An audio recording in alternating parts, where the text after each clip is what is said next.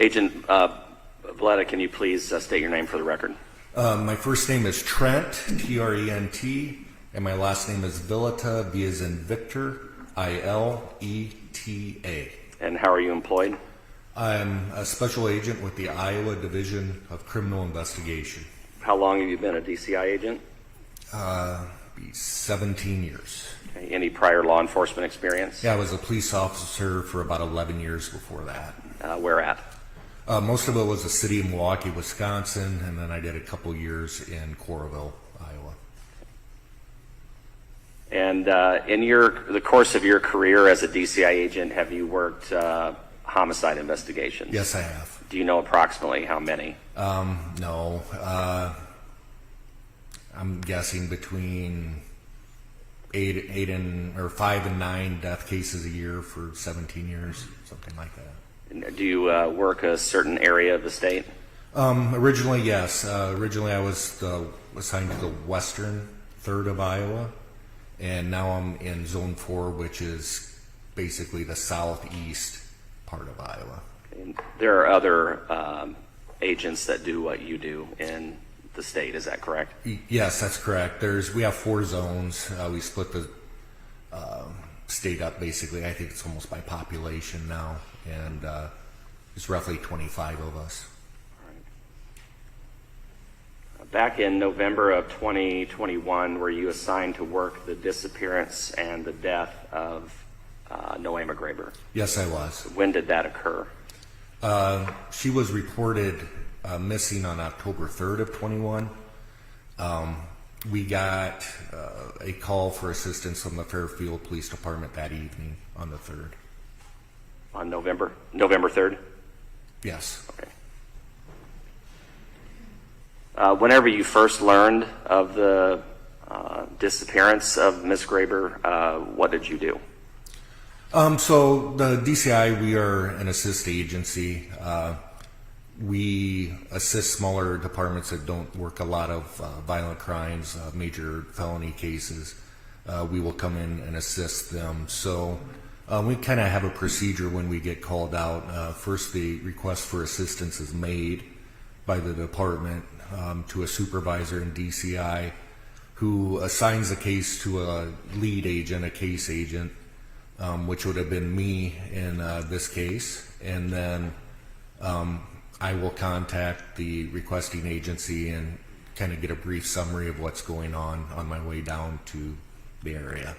So when would you have responded here to Fairfield? I think I got here somewhere between 9:30 and 10 p.m. And so at this point in time, can you just generally describe for the court what the circumstances were of Nohema Graber's disappearance? Sure. It'd be November 2nd. She was reported missing by her husband, Paul Graber. The Fairfield Police Department it wasn't November 2nd, it was November 3rd. She was last seen alive on November 2nd. The Fairfield Police Department throughout the day of the 3rd conducted a very thorough missing persons investigation, checking pattern of life, that sort of thing. So when I originally got the call, they had just located Nohema Graber's body in a park in Fairfield. Okay. I'm going to show you what's been previously entered as State's Exhibit 100.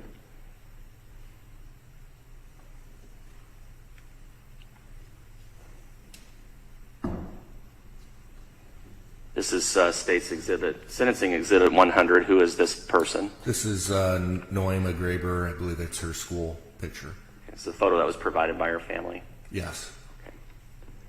And what can you tell us then about what you learned concerning the last time Nohema Graber was seen and what the circumstances were of her disappearance? So she had a kind of a pattern of life where at 4 p.m. she would go to a local park and do a walk around the park. It was kind of well known. So Fairfield Police Department was able to determine pretty early that she had left school at 4 p.m. on the 2nd. And then they were able to determine that she actually had entered the park. But when they went to check the park, her vehicle was not there, and they weren't able to locate her. I'm sorry to interrupt you. Was there any confirmation that she had left the school independent of someone seeing her leave? Eventually, there was video located of her leaving, and I believe it was shortly before 4 p.m. All right, so she was known to walk at what park here in Fairfield? It's Chautauqua Park. Is that a park here on the edge of town? Yes, it is. So when was Nohema Graber actually reported missing by any family? It was the morning of the 3rd. And who was that would have reported her missing? Paul Graber, her husband.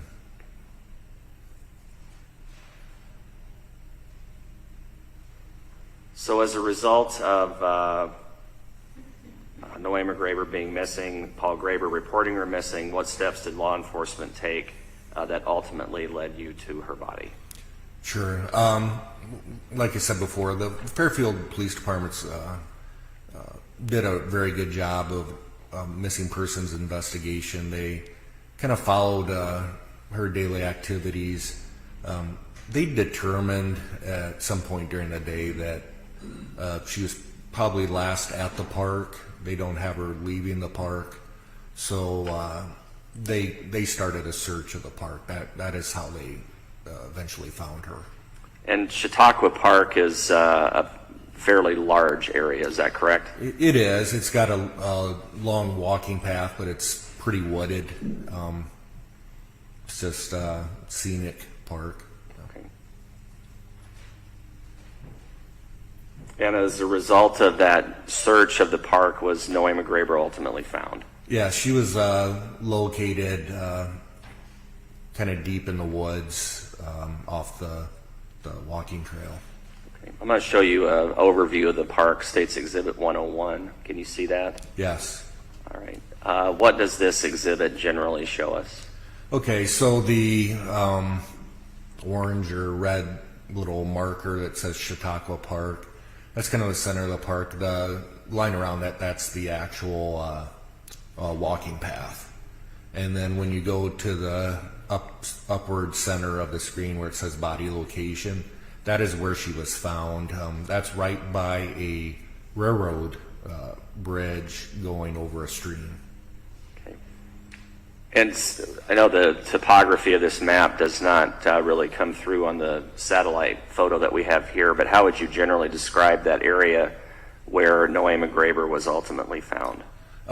So when you see the arrow that says access to railroad tracks, it's like a maintenance or truck path that would take you back to the tracks. It's not a well-kept path. It's basically grass. But you can actually exit off the trail into that grass, and then you have to walk back quite a ways along the tracks themselves to actually get to where Nohema Graber was located. But again, she was in the woods, kind of at the bottom of a deep slope, so there was not easy access to her body. Okay. Let's look at the next photo, Exhibit 102. Eventually here, in this case, were two suspects developed in her death? Yes, it would be Willard Miller and then Jeremy Goodale.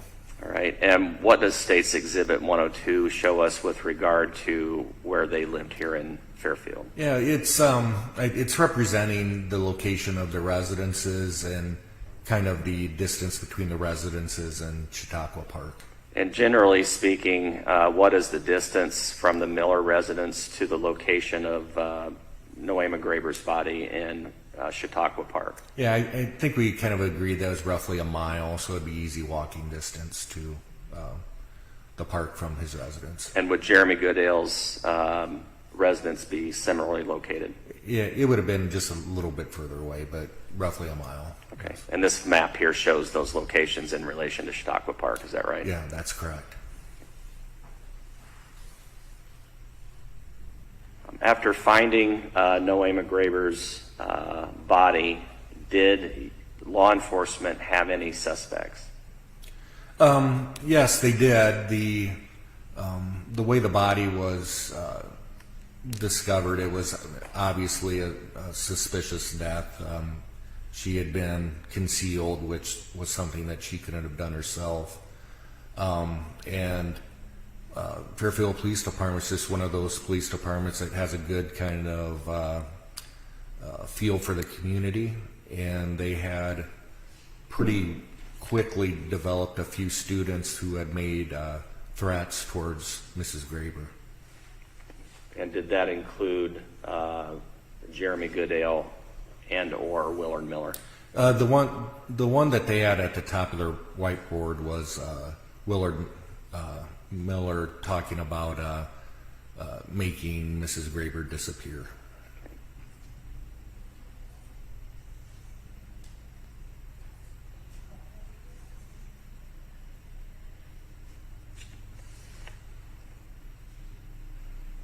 So what, after Nohema Graber was located, what were your next steps in the investigation? Okay, so she was underneath a tarp with a wheelbarrow on the top of her, and then a railroad tie on top of that. Part of my responsibilities as a case agent is to determine what resources are needed as far as evidence collection, that sort of thing. Just from myself going out there along with a couple other people, we could tell pretty quickly we'd need our lab response to help with evidence collection. And then of course I had other agents coming down. Really the first hour or so was pretty fluid as far as the investigation goes, where we just have to develop leads and assign the leads, figure out how to manage the crime scene. So usually the first hour is pretty busy.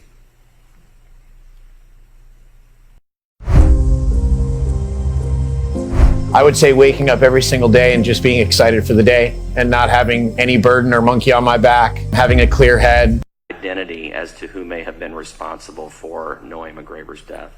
Yeah, so when I had arrived, Fairfield Police Department had a whiteboard, and they had several names. Like you said, Willard Miller was at the top, making a threat towards Mrs. Graber. What we had discovered was another student named John Burnett had showed up prior to us getting there, claiming to have information as to her disappearance. We called him pretty quickly back, and when he came back in, he said that he had information that would show who killed Mrs. Graber. Before we get into John Burnett's information, had at this point in the investigation, at the time that he showed up at the law enforcement center, had the vehicle that Nohema Graber drove, had that been found? No. Okay. So did you then speak to John Burnett? Yeah, so I assigned two of the agents that were there, Ryan Kedley and Richard Vale. We were basically, like as I said, trying to get our feet on the ground, but he appeared to be a good first start, so they started talking with him. He had come into the police department with his girlfriend Kaylee, so we didn't know if we'd have to interview them separately or not, but that's kind of how it started with John Burnett.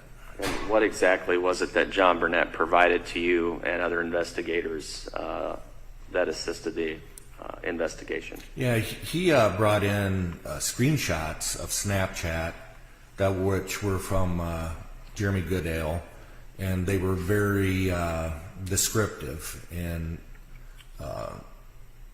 basically describing the murder of Mrs. Graber that Goodale and Miller had committed. And did these were screenshots of text messages he had provided you, or screenshots of Snapchats? Yeah, and forgive me, I'm not a good social media descriptor, but it's my understanding with Snapchat that once you open the Snapchat that is sent to you, it'll disappear off your phone.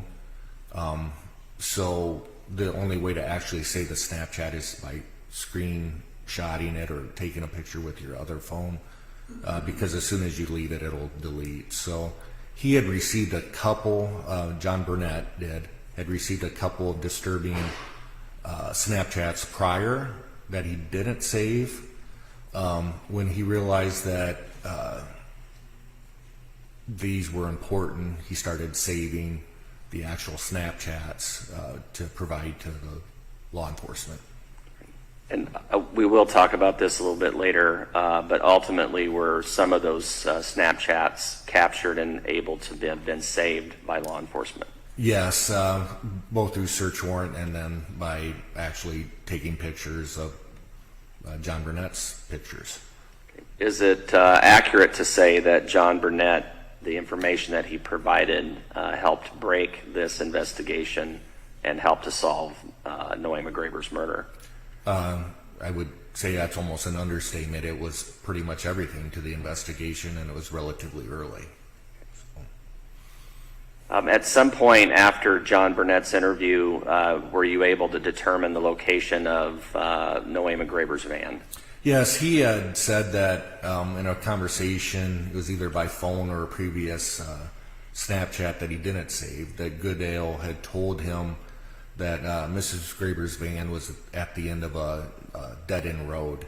Again, the Fairfield Police Department, knowing the community as well as they did, had a good idea what road that was. Middle Glasgow Road. It was just a road that the kids would go to hang out. So Lieutenant Kinsella drove out there and located the van within a few minutes. Okay, I want to show you an overall exhibit here, 103. What does this exhibit show us? Okay, so it's kind of a zoomed out picture of the east end of Fairfield. The arrows show basically where the vehicle is located.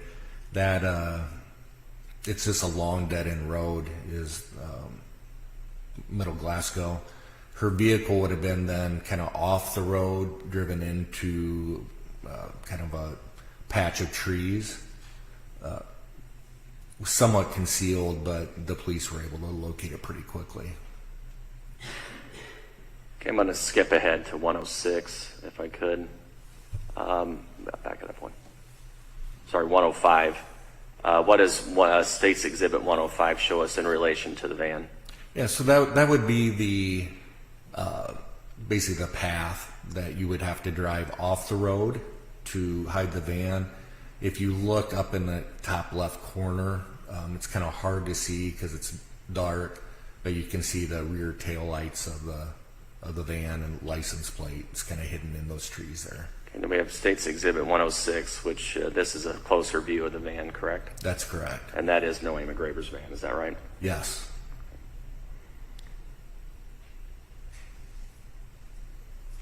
I assume the van was searched, is that correct? Yes, it was.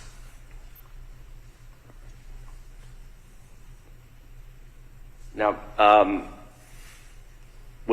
in relation to the van and the location that we've just looked at here on the map and a little bit closer here in 105 and 106, was there any other surveillance video, or anything of that nature that was located that would have helped determine who was involved and where the van would have, how it would have been used? Yeah, there was lots of video involved with this case. Regarding the van winding up at its location in particular, the last house, I think it was Ryan Ford's house, had a camera that basically shows the van going past, and then later on two what we described as male subjects. We couldn't really see who they were because it was from a distance, walking away from that location, but he's roughly, I don't know, 300-400 yards away from where the van would have been located. He would have been the first house that if someone was leaving that area, that those people would have went by.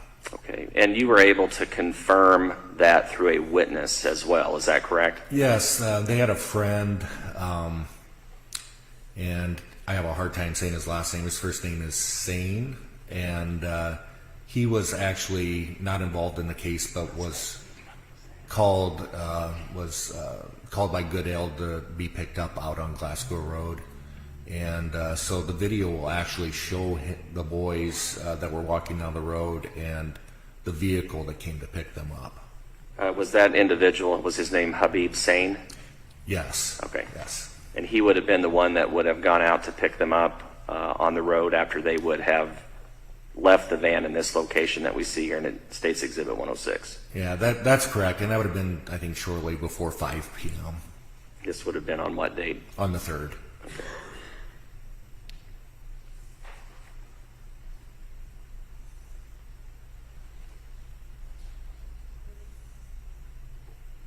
All right.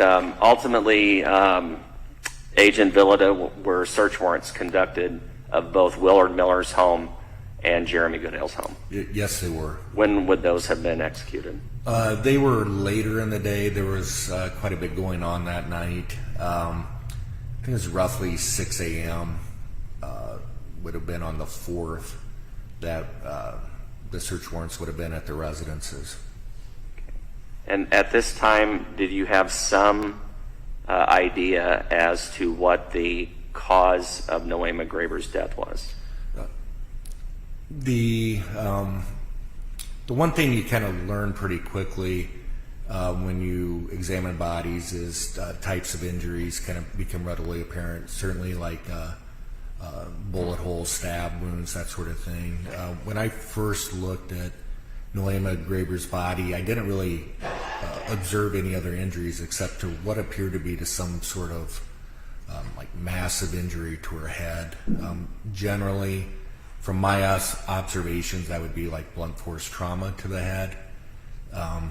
You can never really tell what by what, but blunt force trauma. So we had an idea that it was a homicide, and it was probably through some sort of object hitting her very hard. Okay, so whenever you say blunt force trauma, would you have been looking for objects that could have caused that type of injury? Yes. Would that have included a baseball bat? Yes. And did you find a baseball bat at either one of the residences of Miller or Goodale? We had, and I think it came through John Burnett again, that baseball bat that's showed here in Exhibit 104 with like flames on it was the object used in the blunt force trauma. And this exhibit that we have up here that shows the bat, where is that location? That would be in Willard Miller's room.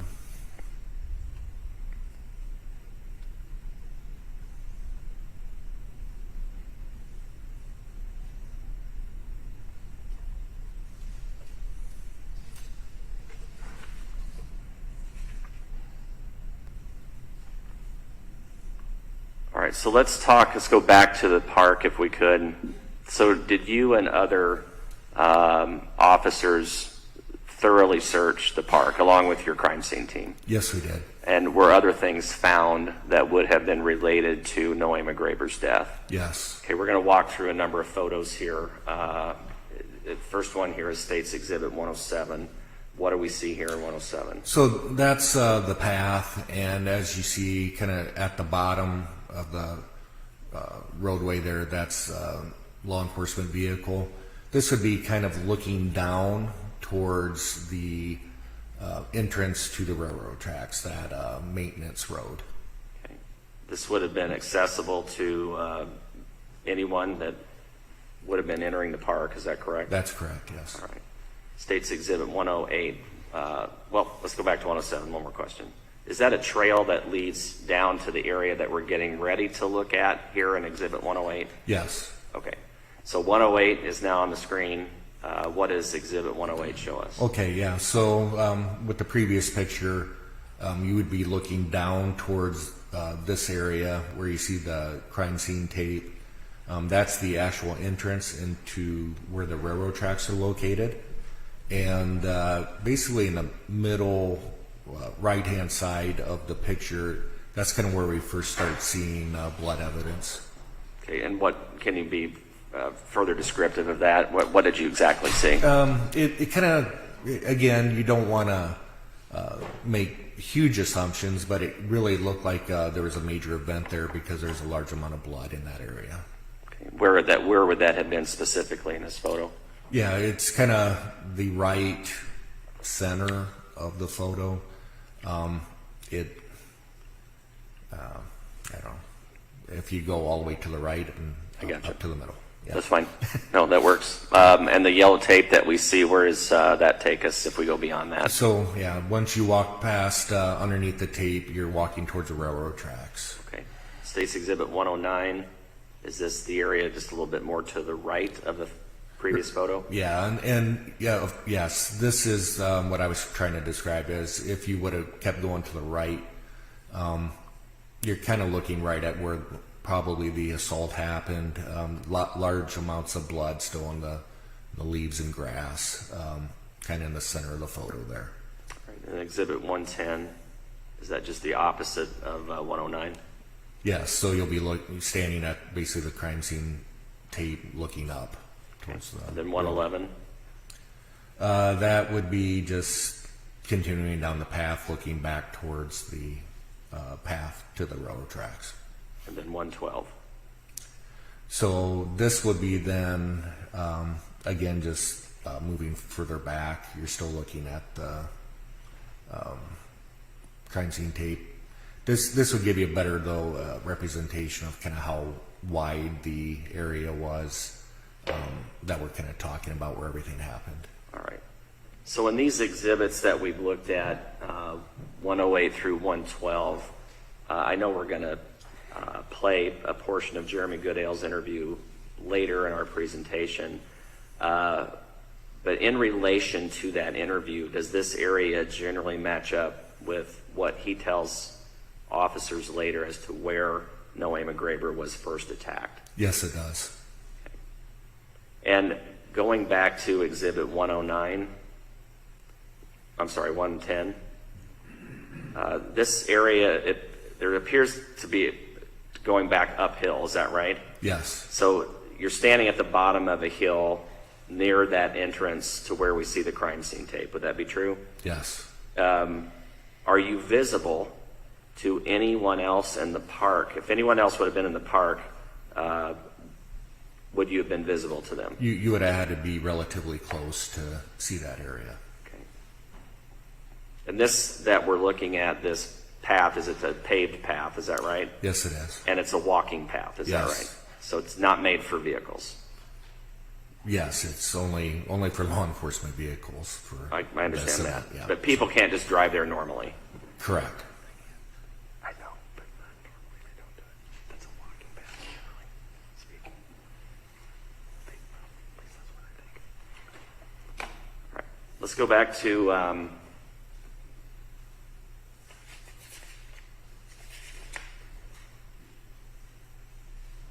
okay, so go to Exhibit 113. All right. So this is what I would describe as the pathway or entrance into the railway tracks area. Would that be true? Yes. Is that gray berm that we see in the distance there, is that where the railroad tracks are located? Yes, the gray is actually the gravel on the berm. Okay. And is this a path that you could drive a vehicle back into if you wanted to do that? Yes.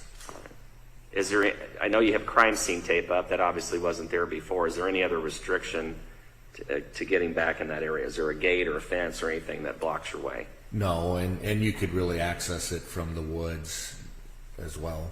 Okay. In relation to this particular location, where would Nohema Graber have been located?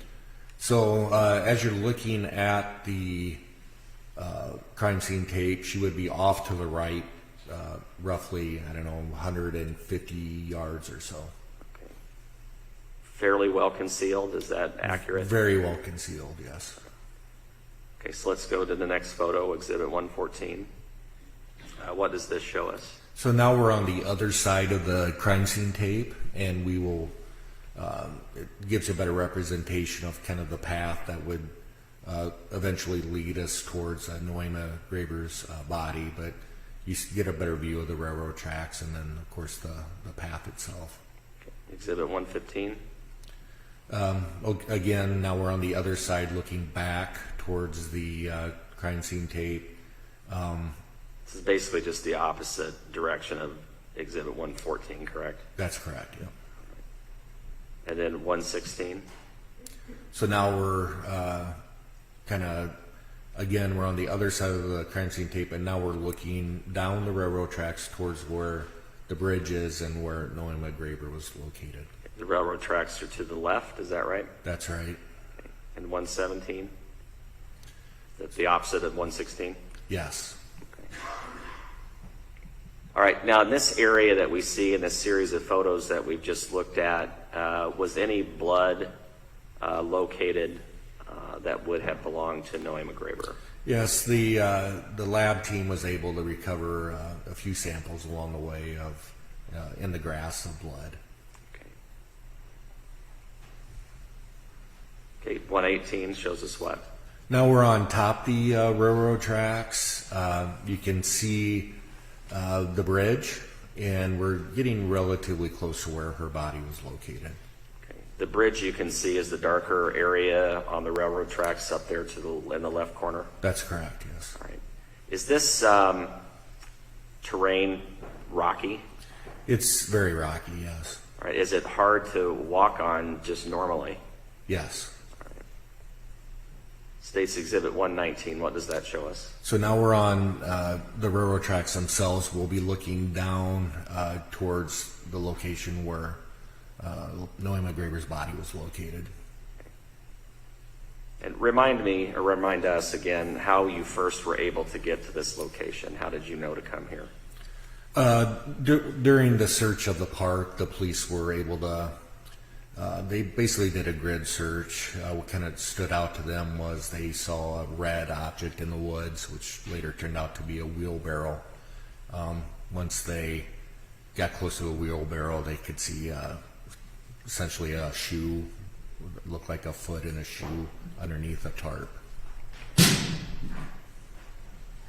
And this area, you just found Nohema Graber's body in this area because of the grid search, is that correct? That's correct. Not because of anything Jeremy Goodale or Willard Miller informed you of, is that right? That's right.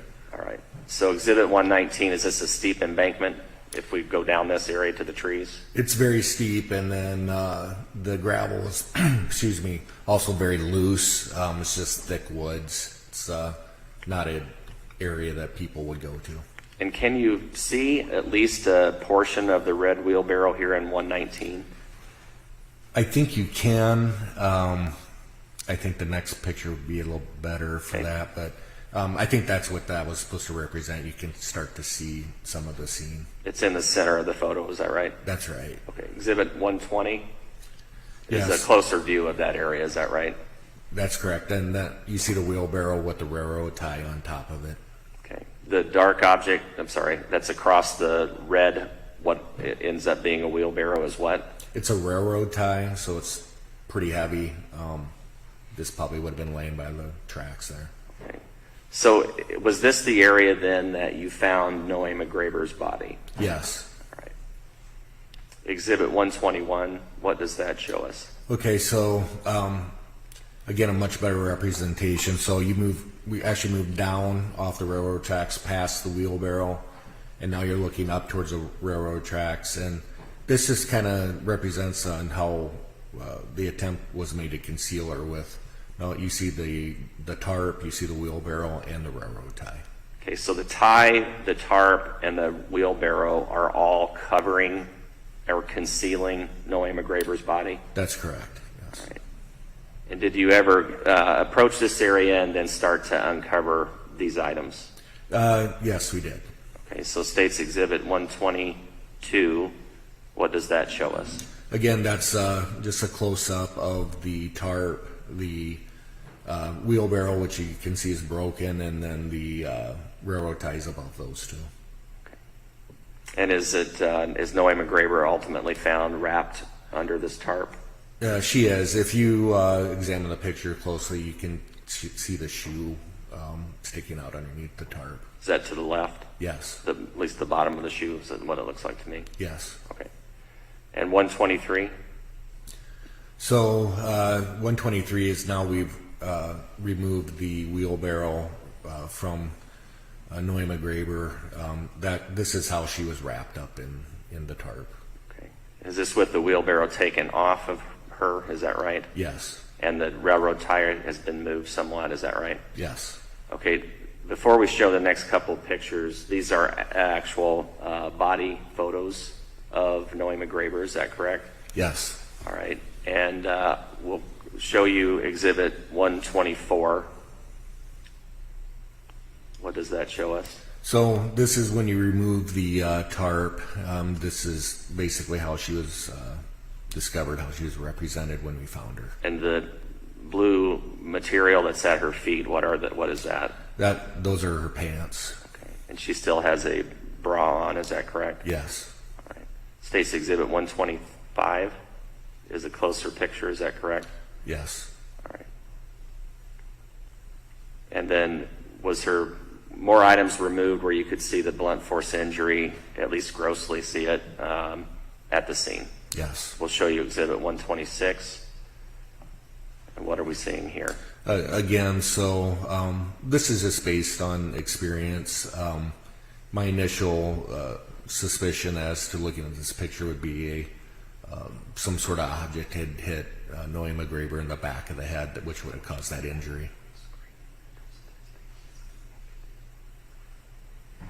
Okay, we'll leave the photos here for just a second. Nohema Graber's body was autopsied, is that right? Yes, she was. Okay, and who did that? Michelle Catalier. And who was that person? She's a pathologist that works for the Iowa Medical Examiner's Office in Ankeny.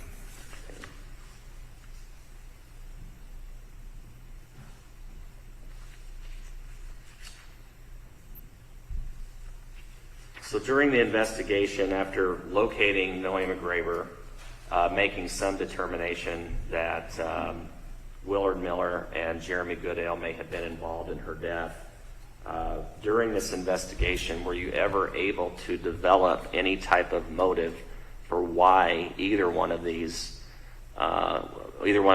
men, Miller or Goodale, would have wanted to harm her? Yes, the Snapchats that John Burnett provided us from Jeremy Goodale were pretty definitive that he basically says Mrs. Graber failed the wrong students. So it became pretty apparent that the murder was due to grading issues. Okay, and the grading issues related directly to which one? They related to Chaden Miller, Willard Miller, who had just had a meeting, I believe, that day with his mom and Nohema Graber regarding him failing her class. Were you ever able to make any determination as to whether or not Jeremy Goodale had Ms. Graber as a teacher? Yes, and I believe that he did pretty well in the class. I don't think that he had definitely the issues that Willard Miller had with Mrs. Graber. Concerning Jeremy Goodale's involvement with Nohema Graber's death, were you able to determine how the two of them were connected? Yes, so about 2 weeks or so before the actual murder itself, Willard Miller had approached Jeremy Goodale and basically asked him if he would be willing to help him kill Nohema Graber. And Jeremy Goodale later confirmed that, is that correct? That's correct. And do you remember how long before Nohema Graber's death that initial conversation would have taken place? Yes, it was roughly 2 weeks.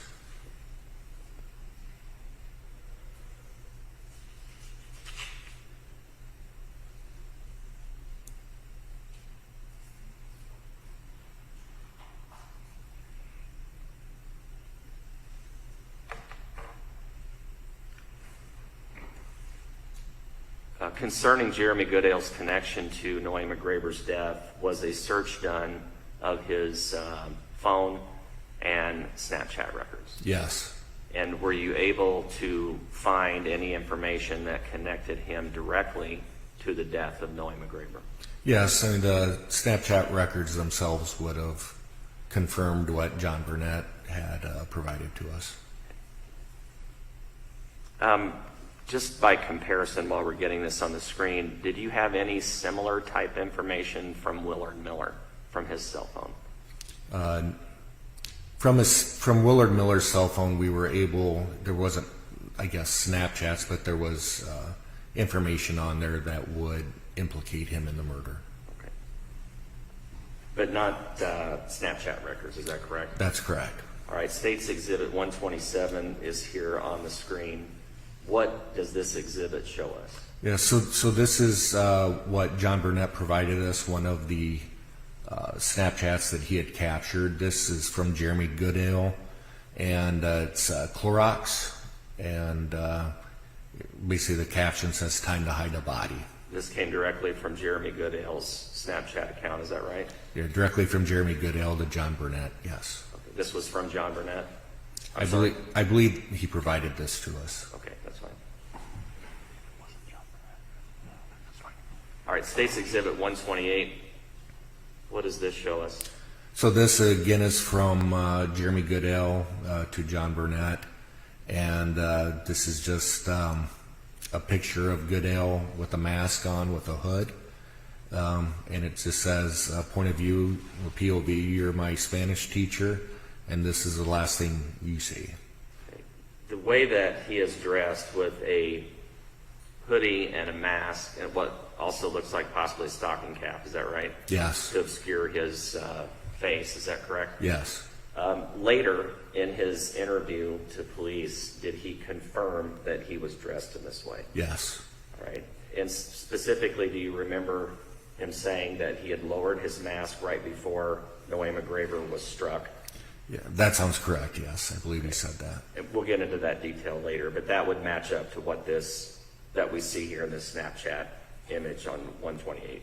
That's correct. All right. And 129. Okay, so 129 is again, it would be a Snapchat picture of a green tarp. You see like a rope in there, and it's someone holding on to a shovel. And the caption here? It says, "No, I'm actually ready. Here we go." Again, this came from Jeremy Goodale's Snapchat, is that right? That's correct. And then I think our last one here is Exhibit 130. What is this that we're seeing?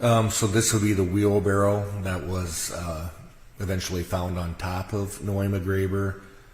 You see a shovel that was used to try to dig into the ground, but the ground was frozen, was really hard. And then there's like a lantern, and inside the green bag there's some other things that may have been used to try to conceal her. All right.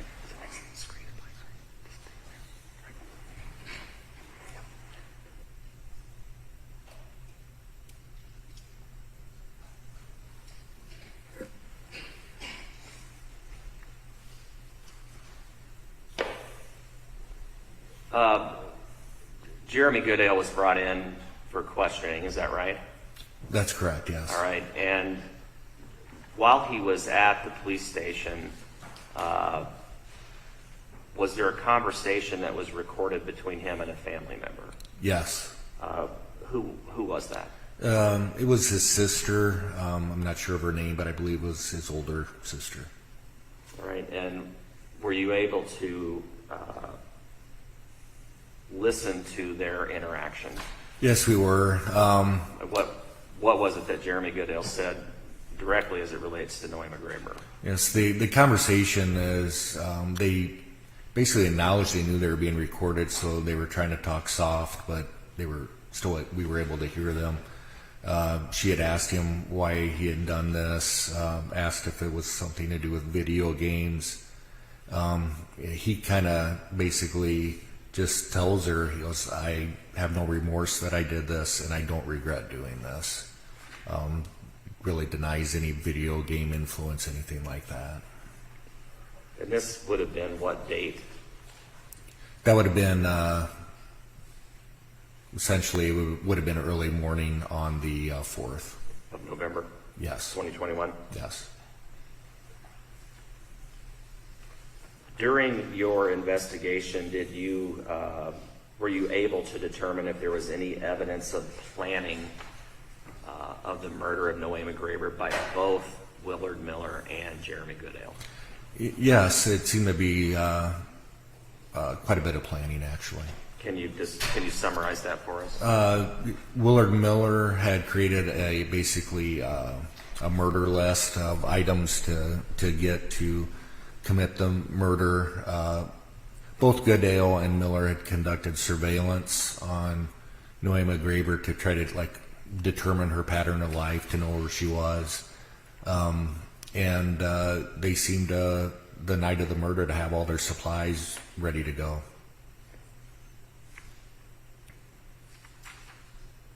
On the day that she was murdered, did he provide you information that he had followed her and attacked her in the park? Yes. And by that I mean not only Jeremy Goodale, but also Willard Miller. Is that correct? That's correct, yes. Was there another witness that confirmed both Miller and Goodale's location in the park? Yes. Zoe Fintel, is that correct? Yes. I don't know if I'm pronouncing her last name correct. Is that right? What was it that she was able to tell you? She was Jeremy Goodale's girlfriend at the time. She had met Jeremy at the park roughly 4 p.m. or so. She saw Jeremy with Willard Miller at the park, and Jeremy Goodale basically told her to leave the park, and as she was walking away, she saw Jeremy Goodale walking towards Willard Miller. And if I remember correctly, I think they were walking kind of towards the location where the attack eventually happened. And would this time that she would have been there been consistent with when Nohema Graber would have been walking in the park? Yes. Just a couple more things to kind of clean up here. The bat we talked about earlier, was any DNA located on that? No. Was it looked for? Yes. And the bat, I think you may have said this earlier, Jeremy Goodale describes the bat, is that correct? That's correct, yes. Is that consistent with what we saw in the photo? Yes. All right, and then lastly, the autopsy, which we did mention that Dr. Cavalier did, what was ultimately determined at autopsy? It was determined Nohema Graber was the victim of homicide due to blunt force trauma to the head. Just a second. Agent Vilda, thank you. That's all I have. Mr. Cook?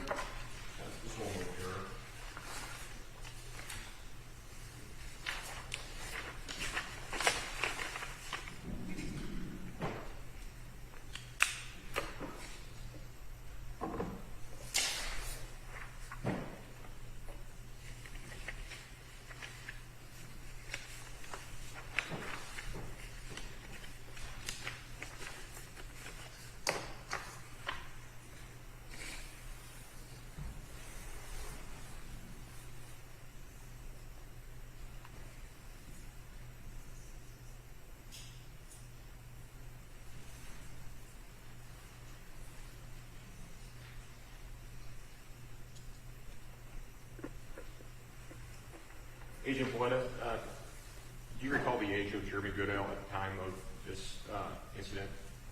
I think they were both 16 at the time. Okay. And earlier in your testimony, you had talked about locating the body of Nohema Graber without any assistance from either Mr. Goodale or from Mr. Miller. Is that correct? That's correct, yes. When law enforcement retrieved Mr. Goodale from his residence and brought him to the law center, his dad came with him. Is that correct? Yes. And whether it was you or other law enforcement, somebody from the state spoke with Mr. Goodale's father, and Mr. Goodale's father essentially lawyered up for him? Yes. Okay. I have no further questions, Your Honor.